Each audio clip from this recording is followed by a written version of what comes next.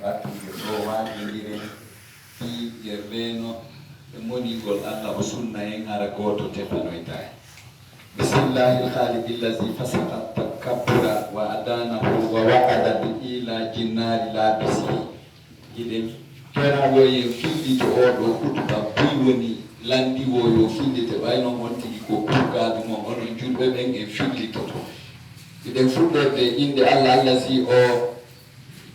fasaka takabbura wikkiɗo mawnintinare wa wa'ada o foti bi ila jinnari labisi wonde mo sunnay kala mawnintiniɗo. Au nom du Créateur qui dénonce l'orgueil, le condamne et menace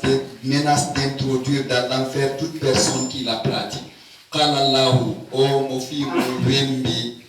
dali la yadkhulul jannata man kana fi qalbihi misqalu habbati khardalin min kibr. O maki hadis utsi wondema kala mo mawnintinare woni ka ɓerdemu tawi nden mawnintinare si peesama fotay e poids abbere puki wo o naɗota aljan o hen hulɗini gabbum puki si mawnintinare ande eɓɓidirama e ɗum ɗon tawi no fota o abbere puki foykitade womi naɗota aljanna ko Allah daɗi ɗi jogiiɗo visa aljanna on andi noon ko townitiɗen ko ɓoɓɓotoronniɗen ko oustaz Hamid anda ala jen kompaya e menen wurunde ben kompaya men kweki who are you kwa hombo iye joyi di kwa hombo an tina baytun hari ara woni Allah hoddiri afawitike hore ma hoddirane de simugol ko dum don tina an kwa hombo an banu adam tina sino sifora fima atawai gurin ko ya ukino hakke hersa.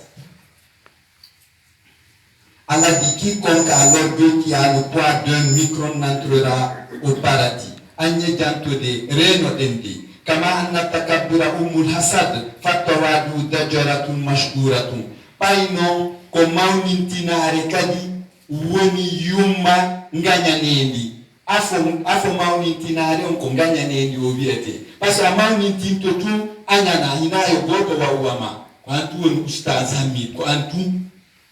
ko antum teddinte ko antum handi e geba ko antum handi e kala moƴƴereji ɗi luttuɓe ɓen fof ko fus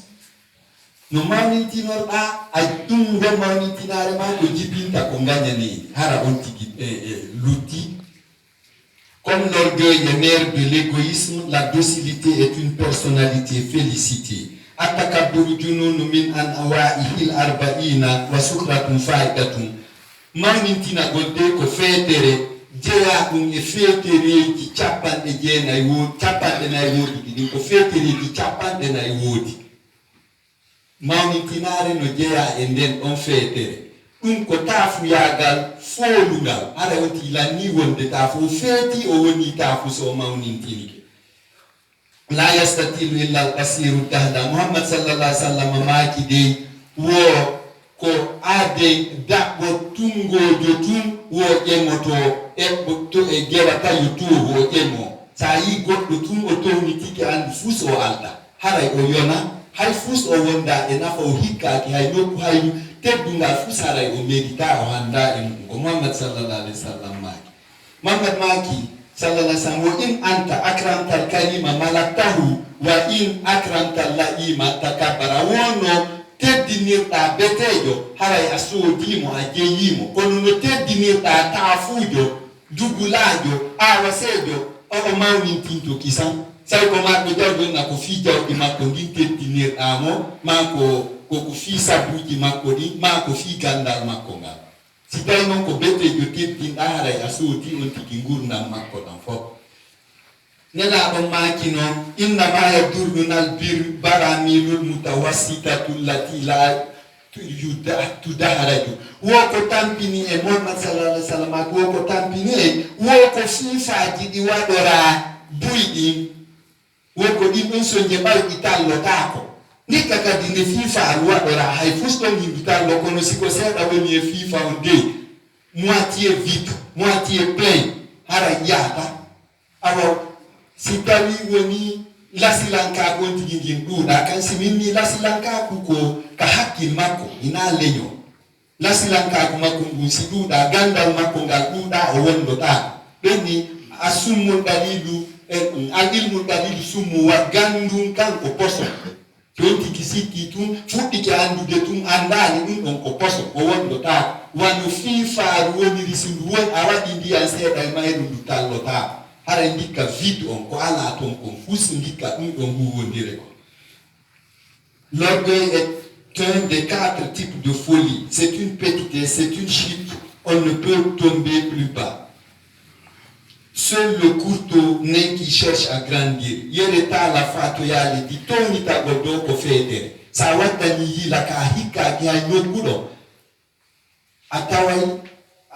a handa e mawnintina gol bay ayona hay fusban madam hay fusiona. Kana sallallahu alaihi wasallam nela do maki al mutakabbiru ajannu nas yanna yansa man sha'ahu min ma'in kazirin wa tabattunahu bitna jasati wa intihaahu bitakaffu fi natini mu'e. Muhammad maki wo mawnitini do kanko buri fetu de tagi fungo fo wo bayra o yejjiti ka o fuɗɗi ɗon ko ndiya ñidduɗa o yi be o wolana en joni o ɗo ta fujo be o andintine ɗum ɗo wo fuɗɗode on tigi nden ko ndiya ñidduɗan o yejjiti ɗum ɗon o yedditi himo saawi coowo wi ko yaltuɗi ɗin goy woni soɓɓe ɗi gaa hino huwondirede ruti no hooridude majji no hajjitude majji wo kono ɓay ko feetuɗo o yejjiti ɗum ɗon kadi o yejjiti kadi wonde ko sakkitorta ko jiibe luuɓuɗo tuutinowo ko ɗum on tigi sakkitor ono situation mon no waɗini honno oɗo mawniti noon sayi ko marɗo hakkille. Le prophète paix et salut sur lui dit, l'orgueilleux est le plus stupide de l'humanité puisqu'il oublie qu'il est créé à partir de liquide sale, qu'il vit avec les excréments dans le ventre et sa faim est cette putréfaction nauséabonde. Kulluna min khalqillahi en fop ko en taggu Allah ko e taggu Allah ngum en fop jeeyaɗen en fop me en giɗen fotana Allah ka jindeten ɗo goto duwaka wiide o ɗo hino kañum hino ɓuri oɗo al atqa minnal akramu ko ɓurɗo teddude on ko ɓurɗo hulorde Allah won ɓuri teddude men hay goto ina yo mantor leñol mum ina yo mantor e gorol mum ngol ina yo mantor gandal mum ma jawdi mum en fop men min halqilla en fop ko en tagaɓe ɓe Allah o ƴetti ka bawgal mum tagi o waɗi en façon goto o porto joɓa min ko miskinu o milliardaire jo industriel jo en fop men o yigo sina déformation waɗimo be ko kolli joyi mari hoore patron jo ha hande wonali ka teppe gata teppe no gaɓay kanko ko patron jo en fof ko en gooti kono sonti noon no feeti oɗo wawa yawade wanda ko min ko mi woni oustage hamidi gueɗal alhaji mamadou gueɗal ceerno saydou et ça c'est quoi sina menen ɗo fof konen boɗɗe ka Allah so accaɗi men o sunnayde alhaji mamadou ino mari probléme ti mum baba makko jensen no mari probléme min abdoulamid kum hassane miɗo mari probléme fiyanni kono goɗɗo townintinoto ma fi jawdi kullu ma wajadtahu fa huna wajadtahu wa huna satatruku heɓta ko fof ko ɗo heɓuɗa ko ɗo kadi accata ika be soroyan ida be toya ibini lihi be iman biri luma be tu as tout trouvé ici et tu laisseras tout ici. You met everything here and you will leave everything here, brothers and sisters. Kaifa taftaki kono plo forta on awelete ni miskino ni wele en nawne en maaye kon ko ɓuri goɗɗo go illa bitta ko asina kulol Allah ko ɗum tum ɓuri teddude ɓurɗo wulde Allah o on ɓuri teddude Allah gal inna akramakum indallahi atqakum nde Bilal noddinno yimɓe makka ɓe ɓenni menen Éthiopien jo noddinta menen lasiri arabu men juula ɓaawo on ɗo Allah daalani Muhammad hadis kudsi koko ɓe woni mantordeɗo yoɓe mantor kadi wonde makko kamɓe tun do heɓi piiɓe ma Muhammad sallallahu alayhi wa sallam kamɓe ɓe won arabuɓe makka wonɓe manda kamɓe ɗo piima soniniɓe maɗa hay goto e mum ɓura goɗɗo mo beyo mantor si rewi Allah hara ɗum kadi ko gundo o mantori ina bitta a jubuygo nde adeñino wirdade adeñino woruderaji bi baba fo bonkidi ma ɗin ino no wayi ɗum o wa gaddu gotum e nder désert gabbu jaare ka nder désert hay fu sara a waɗaɗi sa ndaari ti bonki ki wonɗa wadde ki. Nous sommes tous décréés d'Allah, le plus pieux et le plus généreux. Wonbirin Allah dali nan wonna. Il faut que Allah tagui. Allah les campé dans. Al-insan laysa shay'an illa iza tawada'a. Banu Adam ado ko fusi sina hara o yankini o ne'i o wadi doy. Hara ko fusi ko jokki ko fat ko yete ko moddi kon ko perdi wonani. Minni Muhammad sallallahu alaihi wasallam invite à ka Allah invite mais Muhammad je t'invite. Allez déjà Allah invite ko. Pellet yegi ala ko. O zara ayta sambara ayta na munna ima mulkan ka bisa yawo yika Allah. Ka salon Allah pellet ayay luxe enso. Foteni fetine. Muhammad seni ton senti o mino o beli e gata kanko Abubakar en belo duno ayo iuti ka invitation ala o belo di e matte o nyami sanyo tamaro ko dum be hirto mino ngate mi heba do mi hado tu akedu sini arti ko ako interprete jo ko wala na fi o olo fare ko goddo e dare mi minana ta plato vai on andiare ko mi hasani un tafu kun yona fus ko dum handini la. L'être humain n'est généreux que par son humilité. Kulluna min Adama wa Hawa. Il faut pour que Hawa et Adam. Ambiye Hawa ani Adama denulika. On est tous d'un même père et d'une même mère. Takabbaru maunintino. Yawma ma satukzani nyande go tawa ko hawko itedo. Hara yibbe ma de foko kero de yalta kawoto to bay aluba joni. Un jour tout de toi sera obsolète, mon frère, ma soeur. Dans sallallahu alayhi wa sallam, nela omaki, ja'alallahu kablaini ala insani, wahidun ala unugi wa wahidun ala qadamayhi, iza tazallala rafahu Allahu bi kablil unugi wa iza takabbara akfadahu bi kablil qadamayni. Nela omaki wo Allah daadi kañum no waɗi ɓoggi ɗiɗi e banu adama ɓoggol goo ka dande ɓoggol goo ka teppe son tigi yankini ke newi ke waɗi doyi allahu ɓantira darja makko ɓoggol wongol ngol ka dande so mawnintini ke allahu tooɗa ɓoggol wongol ngol ka teppe o yana o waɗa fusko o mari jawdi ko laami wo ko jangi wo foyta ha yandi haray allah liɓi fiima mate ngeru noon ɗum wona e meɗen Ifem fenke ikake yerele la ko wada wonum ko hore ma wadanda mon frère. Le prophète sallallahu alayhi wa sallam a dit que Dieu a mis deux câbles sur l'être humain, l'un au pied par lequel il l'abaissera s'il se gonflait et l'autre au cou par lequel il l'élevera si toutefois il est humble. Anyake doy waden doy marta fatiki matul mar illa sakatat izata kabbara. Goddo heɓay darja ha o mawnintino no mawnintinori darja makko valeur makko pito to parce que haray o haɗɗiti Allah o nandintini ke e Allah ɓay kala ko nanɗon ka alquran Allah daali inna mene na tous les pronoms là ɗin domirji fof ko kanko woni wiita woni min kunku yona fus min kun hassane woni wimo o kanko wiiti ɓe oui inna mene anzalna sanu azibu me lettayde sanurhimhum me yurminayde sanuti me okore kanko woni witade ɓe kala fijirɗo towni tagol woni kuuɗe woni konngol yo andu wondema o haɓidi Allah haray woni jalumo o nawlimo ɓaywa kanko o ɓonnike conci mawnintinare Allah ne fijirtade kala faalaɗo perdude yo townintino kene e gumɗo haray o lutti. Quelle que soit la valeur de l'être humain, dès qu'il s'enorgueille, il tombe. Il y a la corrosibanza. Just observe seulement. Al-Kibriya wal Jalal lillahi tusta wa bihilu ina wa hulika iblis. Mangura ete tungangal ko Allah o hertinani ɗum ɗon hore o lokkitani ɗum ɗon hore makko o maran ɗum ɗon hore makko ko sabu mawnintinare nden iblisa huɗira o halkira sheytan ko ɗum hay hina fus wasqulna lil malaikatu usjudu li adam Allah daali oni prosternez-vous pour Adam. C'est que tout le tout orewa bimbi no wa don safa ono malaika be yon sabaul khair ya Adam. Ko dun do tum bonjour. Non do tum adama wi hawa wi asafula iblis wi ana khairun minhu ko min buri mo la silankako min nari khalaqtani wa min tini khalaqtaw min atagani yite bay ko mi jinna ay bay on hina o malaika be na o yimbe ko ka jinnaji o jeya wala immin no halku gol sare heferbe de malaika be yehi halki sare ne fotay ko kunjibina de nyande e adori kunka aljanna Allah da alifai kun do bay dum ko masi ko tagge mun woni ko kayite kulluta da kun halkete kun gera buyi halkeka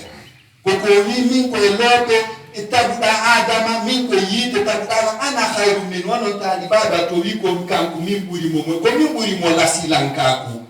oyi ana khairu min ko min buri mo la silanka parce que yite nyen sunnata lope won tabiriki donc mimi lastu li asjuda li bashari khalaqta min timmi jamais mi prosternanta ko mi uddinanta ko mi turanta ko goddo mo tabuda e lope oyi ko bido o huda o halka kala nyembi din ko on ko façon mawni tinare on don tigi wando dutini wore makko yiti.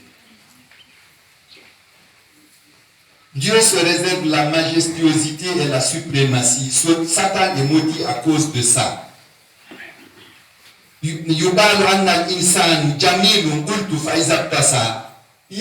Fortana ma wobanu adama hino laba min ni kosimo ormide wagila anna hurrun qultu fa iza shabia le fo fortani ne babanu adama kudimo min ni kosimo har so hara wallahi hara o hara tabin gude so bornaki o labetaki wa hadium bena ma fo fortani onde mabanu adama no die hakimaki no tabiti ko tebdudo qultu yumi fa iza raha kositawi otakitike o yehiba osudu ma bao kakabili sina undo o awatadi donc kala ko wondi de modjere ko kaka Allah yuri o yedo en dum ko sabu dum kadi o nyaawirde yuhasibukum billah ma bihi Allah yuhasibukum ko gollu den gonko dum o yobi dayni il nous observe ala nyaayi yannade Allah no suti en. L'homme n'est beau que quand il s'habille, n'est digne que quand il est rassasié et n'est serein que s'il évacue. Godo min sifike maudo tayi mo tampi imo sepia o heuti o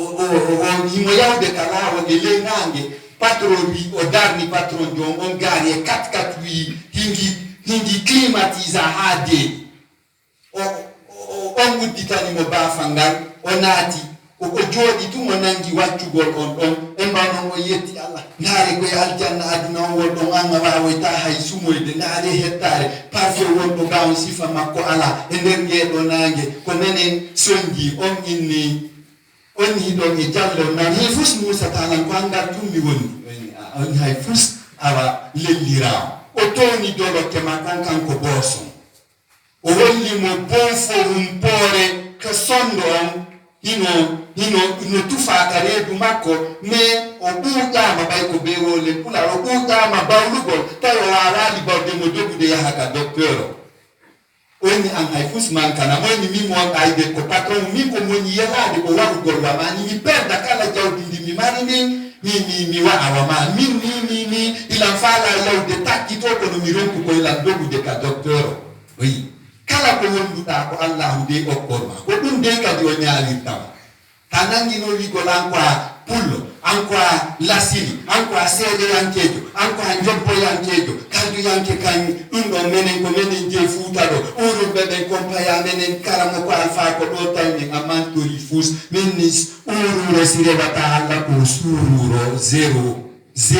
ala ka goto mantora hoore mum o anda battane makkore atakabburi sukutum ashad nelaɗo maaki wo mawnintinare koye piitagol ɓurgol sattude piitande ɗe fof l'orgueil est une chute yawmu yataɗamtaru ba'da sabahi musfiri wo ambano adama ñaaƴowo wo ko ya andude no wewta bindi hara nangue no yatti kono kihiwi waɗo ya niɓɓito yaka sakkitode ñallal awa fi hande yiɗa selli wata manto fi hida mari jawdi hida laami wata manto ya andu Allah testirde on ɗum o ndaara woni o feññinanayde yimɓe ɓay kanko mo andi ko honno an kadi waɗata fop ko kala ko wonduɗen e moƴƴere ko ka Allahu iri minni que le destin soit festif à arroser ou stress à déplorer il est divin ko duwiye on no waɗi wono waɗi ko ka Allah yuri ko ala kulli hali mushkurillah no wa'irɗa wono wa'irɗa yetto Allah ndaare tum o mawɗo mo pettoy mum seeki e o mo voiture wa kanko oɗa no imo yeli wargolwa oɗa no yeli wargolwa makko wo la tatamannaw ma faddala llahu bihi ba'dakum ala ba'd wowate yelo heɓugol ko Allah ɓurdinindiri en kon wasalullaha min fadli tore Allah yo Allah okkor on moƴƴere tum sano mi ustad min no yo Allah waɗan dadis taw sande kadi mi yemtorogol wa dadis ƴaaka hungu oyi ko en watta yilaara en dullanaali Allah akhi ko ayo musiba an tajhalu mata wa kayfa wa ayna tarhalu kayfa tatakabbar joni no ko ayo musiba hiɗa majja ko honde tuma e ko honno mayirta anda ɗum ɗo fof en anda ko honto mayeten ko honde tuma mayeten ko honno mayirten ko honno kadi non mawnintinorte ima kabani ima kaba you are wonderful brothers and sisters hiɗen ñalɗini hiɗen hiɗen boɓo baganno tum nden diwa tum mo anda nde mayata anda ka mayata anda nde mayirta ko non ɗo mawnintini to wiyan mo kel min milan andi min j'ai mes diplômes, mes 3 diplômes universitaires. Ustaz Ami sina Allah ya fi mo bali ilan ka ite mi lutata wallahi bani harawaja paso ni la ni atu mi acha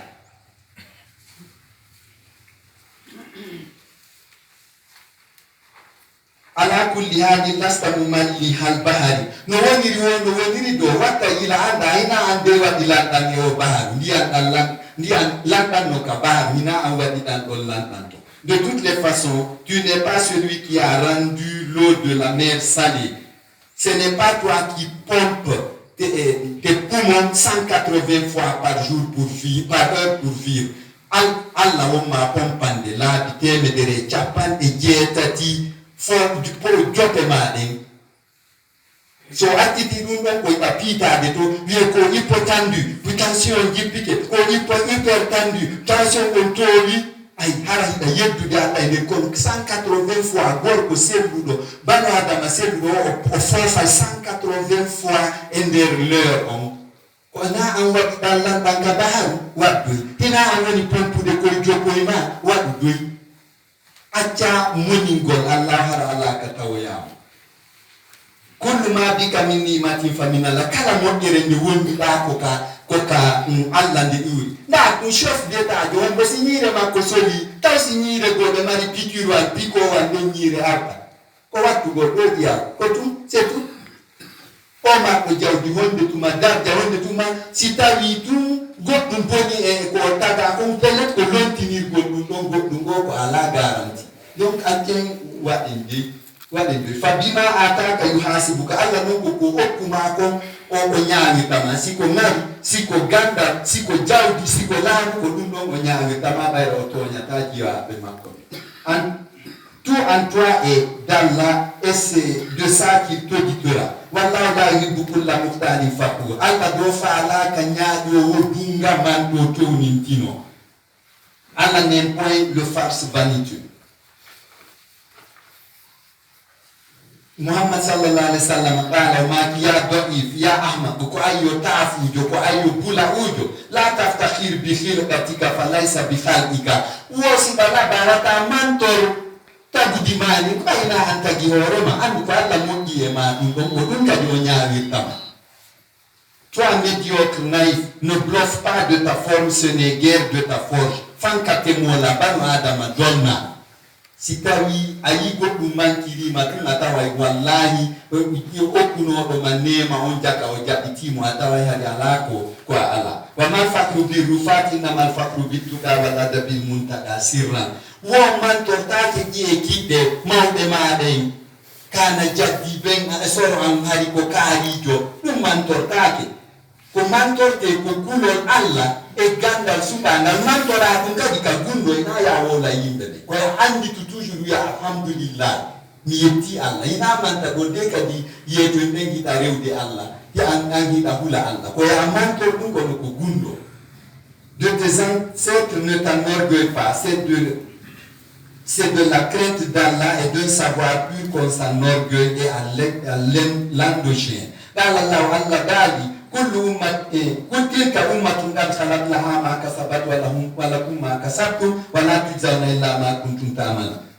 الله دا أولي ودالي في إبراهيم إسماعيل إسحاق يعقوب وربنا ويتي نم بني إسرائيل وإني به ومن تصور دمون kono be fati ke goy ko golle mabbe de e yaadi e mon non kadi ko golle mon de nyaawirte do awa enen kadi ko enen bengi woni be Israelien be ta mantor mama soroma wata mantor soroma ta mantor babe ma golle ma den ko de wel ko ta na hay mantor golle fenyina alando je ko ya miniti to bel tan no da Allah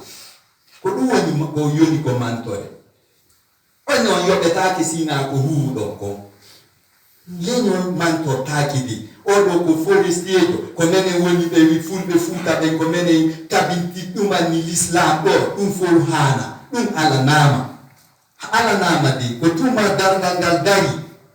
nyaawore nden gasi wawata manta de wonde ma hari hina ke ando ta ko de atelonna ken xam aduna de ana ko lomma de no one knows tomorrow goto andata de fi ko woni ko arata ko ayen inni yimbe goddo e nder saare wotere yimbe dido no don goddo ko keferu kudu bay hewti ka maya o noddi defte ni yitu ni bil qur'an addanela al-qur'an o ya danimo o ni sabatu kullama fi kala ko woni e ma kon ko gonga mi jetti fima goddo no to wadi ya do horrano do kukuru zamanu ondum on no sono don o ni yitu ni bil qur'an addanela al-ba ben ya wa shaybon ko ma al-qur'an on mai da o ni kazabtu kullama fi kala ko woni e ma kon ko fena de je démenti Muhammad na gonga ana ago aye elandi Muhammad maki ne konto mpeloje de ne la no maki jette sapiti do ide la wa lojo yonmo ka e berde julbe be jetto nduda bandiru yogo ya gar na bonduka église na boronduka ka berde bandi be oyi ando ta ko di wata manto Sedna Umar mino o wulli o sont les pionniers de l'islam ko kakara di l'islam onno ala no rendirali Allah o wulli ko mayata gondi din hino wadi chifika kai yeso makko hakke kulo Allah no awdi do kono wi wo o hola ke nato aljanna tanke tunda wal makko nanangal tawtani nyamangal de to pasumande o jokka fus Sedna Umar no kakaradi ni anno min en jokka fusina moni gola la no mantorde menen ko menen woni yette bari be yette so yette ba ay ni mama sora men ko mama faadigo ko mama pete c'est quoi geri huwa ko alla dandi tama ko jokka dum dumo da no gera po akadi kala jabo jokku gol la ko dum tun hani mantorde ka ferme. Il dit, vous ne serez payé que ce que vous avez posé comme acte. Il a bara ifanda de diko golle ma de yogo to ade ayogo ta ko golle ma masoro ma karamo ko ma dundo.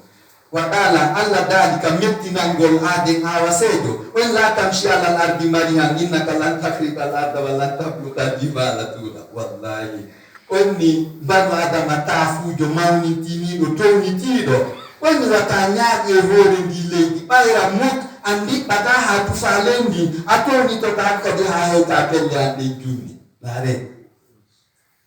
ko yersili o mawnintini do to mintini no on tigi no inawi de min ko seda tummi mawnintini dum ala siam pesa ni hore ma mawnintina ne foti e gabbum puki foi teddude andu do ala classe ka alter do wattanti gila. Allah dit, galope bien, mais jamais tu ne perceras ma terre et ce n'est pas la hauteur de mes montagnes que tu atteindras. Atakabur khatarum, manitinare ko masibo sifamun Allah, l'orgueil est gravissime. Iere la jijipin horema, ietera guru, calm down brothers and sisters. Hina afus tanke aina kanatu aljana. si Allah no udditi baba ngal woni udkhulul jannata la khawfun alaykum wa la antum tahzanun naate ka aljanna. You have no problem here from today be ande on ala ande hay fus on de do a blow fa de si blow for kon a jodo da ron di conteneur di zunubu hida moni ni Allah a hoti ka makka ya ko ka makko hoto ka o nyaangi te do gotu sai ka mari hakkil wallahi amawni tinta ko mon frère. قال الله عباد الرحمن الذين يمشون على الارض هونا واذا خاطبهم الجاهلون قالوا سلام. الله داري من بيونادو تا الجنه بي ko ben jaati jibe makko harabe ya kale de hore doy de yarata wosi tawi wayume de yenni de den na yafe accanela kambe ko dum be wiya ina dara gol yenna mantora asa Allah jabi mujandi mi mandi fo mi uddo te mi nabete kambata kambe ko benta yafe harawa wadale hay fusba be woni jogo be visa aljanna hay goto non maletake si manto sina tuma goddo inna na to aljanna wallahi nata ma aljanna ndar yette jallo no jakka ger lanna ta jeren hebe kon aljanna wate bonu fi me fa boy to do ala min la kara lanna ta alla acata ko avertisi enken un homme averti en vous de sa waja ma do ajabali alla acata acca no itam ala no ya furama libe mawnintina re katoli den o terto en to ni ta gon mawnintino tagi dama ɗum no jeya si goɗɗo taƴo ma taƴo ɗam ko mawnitina sina an yaje jamo yo moƴƴintimo sabon hiwrade a nana woɓɓe no yowa hiwra wo salasan ko laabi tati mi hiwri ke mo laabi tati o jaabita ko yimi salasan ko 100 fois hiwro mo 100 fois o salo hiwroɗamo ka ɓakko falo tafiyagal ñakkungal o wondimo hiwro mo kanko sikka kanko woni lasili anda ko an woni lasili so taƴi kema hiwro mo so ɗalima ɓakko mo si ɗum ɗo fof sina ɗum koye mawnintinare jeya hara wontigi yani ka piège mo seytane bugani. Il dit mes vrais serviteurs sont ceux qui marchent sagement. Si les voyous abusent sur eux, ils répliquent par des paroles paisibles. Ya jami ko ayu hakku do mawnintini mo yona fus khafid min taraqika fa innal mautam laika jippin e balawe ma ande mayde de deddete ala wotako wadu jippina hore ma dun anda de arantama ko honto de arantama ko honno de ardanta min mi do anda si ko kura wada kala si ko mi yanno we avion si ko bokki soppa kala fus mi anda ko no lan chomo chamanno do ustaz ami ustaz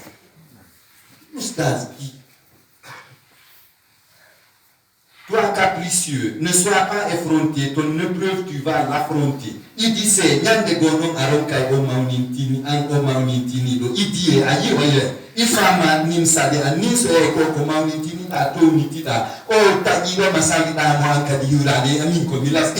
mo ngandane min lenyo la mengo ne ngachata lenyo mongo kadi ala achano ita.